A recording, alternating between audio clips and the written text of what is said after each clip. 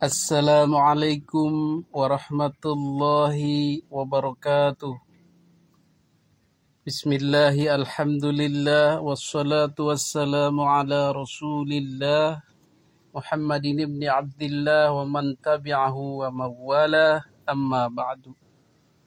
Hadirin para netizen yang dimuliakan Allah subhanahu wa ta'ala. Pada kesempatan video kali ini kita akan berbicara tentang sejarah. Bung Karno mengatakan jangan sekali-kali melupakan sejarah atau jangan sekali-kali meninggalkan sejarah, menanggalkan sejarah, lupa dengan sejarah bangsa sendiri. Mengapa ini begitu penting? Karena sejarah inilah yang akan memperlihatkan jati diri bangsa kita, memperlihatkan siapa nenek moyang kita, memperlihatkan bagaimana karakter nenek moyang kita dan bagaimana negara dan bangsa ini terbentuk. Makanya sejarah itu penting. Leluhur kita itu siapa? Yang bukan leluhur kita itu siapa? Leluhur mereka itu siapa? Bagaimana karakter leluhur kita? Bagaimana pengajaran leluhur kita? Itu yang harus kita ketahui. Maka dulu ada pelajaran pendidikan sejarah perjuangan bangsa PSPB. Betul? Zaman kita dulu angkatan 90-an itu ada bukunya, buku PSPB, pendidikan sejarah perjuangan bangsa. Siapa itu Pangeran Diponegoro, siapa itu Pangeran Antasari, siapa itu Pangeran Sisingamangaraja, siapa itu Patimura, siapa itu Dr. Sutomo, siapa itu Muhammad Yamin, siapa itu Supriyadi, siapa itu Ki Hajar Dewantoro, siapa itu Bung Karno dan Bung Hatta, Bung Tomo, dan banyak lagi tokoh-tokoh sejarah lainnya. Belum lagi peristiwa-peristiwa Sumpah Pemuda atau 908, belum lagi peristiwa Rengas Dengklok dan peristiwa sakral Proklamasi 17 Agustus 1945. Semua harus diketahui oleh anak-anak bangsa ini, terutama anak-anak muda, kaum milenial, Gen Z, harus mengetahui sejarah bangsa mereka secara detail dan utuh. Untuk apa? Karena untuk belajar dari orang-orang tua mereka terdahulu. Bagaimana bangsa ini didirikan? Apa filosofi bangsa ini? Bagaimana tokoh-tokoh ini dalam memperjuangkan bangsa ini? Bagaimana keteguhan hati mereka, determinasi mereka, perlawanan mereka terhadap penjajah, dan lain sebagainya diketahui dari sejarah. Maka jika anak muda sekarang tidak tahu sejarah atau taunya sejarah cuman versi modifikasi, cuman versi palsunya, wow, bahaya. Bahaya ketika generasi muda sekarang taunya sejarah bangsa Indonesia yang sudah berbelok, Masya Allah, maka bangsa ini akan oleng, akan kehilangan jati dirinya. Bahkan bisa jadi akibat pembelokan itu kaum muda sekarang mencaci maki para pendiri bangsa, menganggap enteng para pendiri bangsa, bahkan tidak menaruh simpati, malah membenci. Bahkan mereka ingin mendirikan negara yang baru sama sekali, berbeda sama sekali dengan bangsa yang didirikan oleh orang tua kita dulu itu. Bagaimana? Piejal. Gak bahaya tak? Hadirin yang dimuliakan Allah subhanahu wa ta'ala, maka inilah pentingnya sejarah supaya jangan dibelokkan dan diajarkan yang asli kepada anak cucu kita. Hadirin yang dimuliakan Allah subhanahu wa ta'ala, mengingat pentingnya sejarah ini, maka Karl Marx menekankan peran penting sejarah dalam membangun atau merusak sebuah negara. Siapa Karl Marx ini? Karl Marx ini masih satu teman sepermainan. Koncone Charles Darwin, penemu teori evolusi. Temennya Lenin, temennya Stalin, temennya Musso, temennya Edith. Nah, jadi orang-orang komunis, ateis. Apa kata Karl Marx? Jauhkan orang dari sejarah mereka. dan mereka akan mudah dikendalikan. Nah itu. Jadi bagaimana mengendalikan sebuah bangsa itu, arahnya mau dibawa kemana, apakah mau dibentuk negara baru, karakter baru, maka perlu dihapus sejarah-sejarah lamanya itu. Atau paling tidak dibelokkan.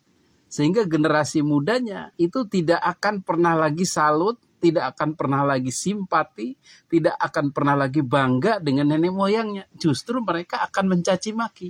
Nah, juga bahaya tak.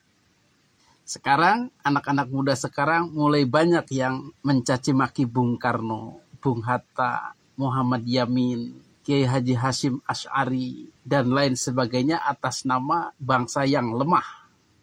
Bangsa yang tidak ngerti Islam, bangsa yang mendurhakai kepada Allah. Siapa mereka yang berbicara begitu, yang mencaci maki founding fathers, tokoh-tokoh bangsa? Ya mereka yang ingin mendirikan negara Islam. Karena mereka diajarkan untuk tidak setuju dengan pemikiran founding fathers, nenek moyang atau pendahulu-pendahulu bangsa. Disangkanya mereka bodoh-bodoh sehingga tidak mau mendirikan negara Islam.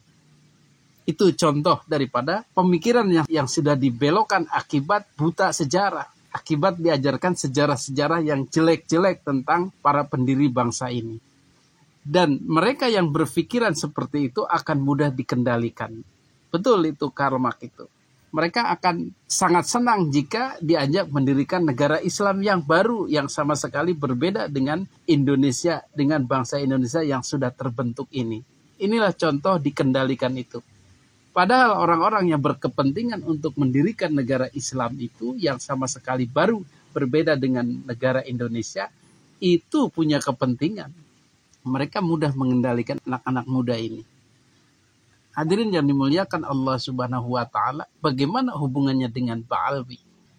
Nah, salah satu gejala yang muncul daripada Ba'alwi ini adalah memanipulasi sejarah. Sejarah-sejarah yang ada, yang diceritakan kepada generasi muda sekarang itu adalah sejarah yang tidak asli, yang dari asalnya sesuai apa yang dilakukan para pendahulu bangsa.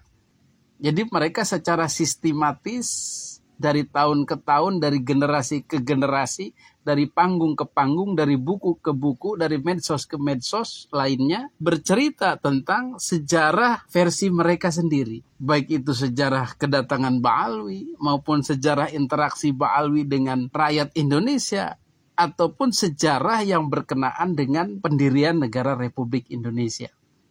Kita sudah paham, kita sudah belajar sejarah bagaimana kedatangan Ba'alwi itu dibawa oleh Belanda. Kemudian diperkenalkan sebagai Habib, kemudian dijadikan anak menak, anak emas oleh Belanda. Kemudian disuruh untuk memadamkan pemberontakan rakyat Indonesia yang tidak mau dijajah Belanda. Difatwa memberontak itu tidak boleh. Kemudian setelah kemerdekaan mereka mau diusir ke Yaman, juga dilindungi oleh NU. Kemudian dalam perjuangan melawan Belanda, itu otomatis Habib itu tidak akan ada, melawan tuannya sendiri. Maka tidak pernah ada catatan sejarah pahlawan perjuangan Ba'alwi dari Yaman. Kalau dari non Ba'alwi ada Muhammad Baswedan itu. Tetapi dari Ba'alwi itu tidak ada, karena mereka patron, teman, koncone londo. Kalaupun ada satu dua, ya pasti saja namanya juga orang membelot, orang simpati. Jangankan dari Ba'alwi, dari Belanda sendiri pun ada, dari Jepang sendiri pun ada yang membela bangsa Indonesia. Tetapi itu tidak dijadikan acuan.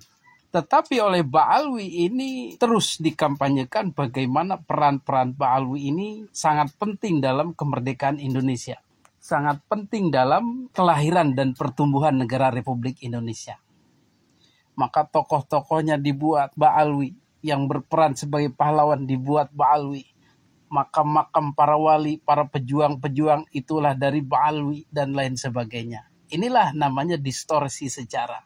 Sehingga generasi muda tahunya itu yang paling berjasa itu adalah orang-orang Yaman ini. Mereka tambah salut, tambah bangga dengan orang-orang Yaman. Tetapi di sisi lain mereka kurang perhatian, kurang bangga dengan pribumi orang-orang asli Indonesia yang disangkanya kurang dalam hal perjuangan Islam, kurang dalam hal perjuangan kemerdekaan Indonesia. Ini jangka panjangnya akan ada distorsi ini. Akan adanya pembelokan pemikiran ini. Sehingga generasi muda sekarang, bangsa Indonesia yang sekarang-sekarang ini akan mudah didikte, akan mudah dikendalikan oleh Ba'alwi. Betul? Contoh sederhana, orang-orang sekarang mulai termakan oleh sejarah-sejarah palsu Ba'alwi. Sehingga mereka mulai membela Ba'alwi. Dikatakanlah Ba'alwi berjasa kepada bangsa Indonesia. Ini yang membuat Ba'alwi, ini yang mendirikan Ba'alwi. Kalau tidak ada Ba'alwi, bagaimana negara kita ini? Ini mereka sudah termakan. Sehingga dengan demikian bangsa Indonesia bisa digiring, dikendalikan sesuai keinginan Ba'alwi itu. Keinginannya apa? Ya mereka tetap dipuja, mereka tetap diberi peran, mereka tetap ditakuti. Artinya apa? Mereka mengendalikan bangsa ini. Karena mereka untouchable, tidak bisa disentuh.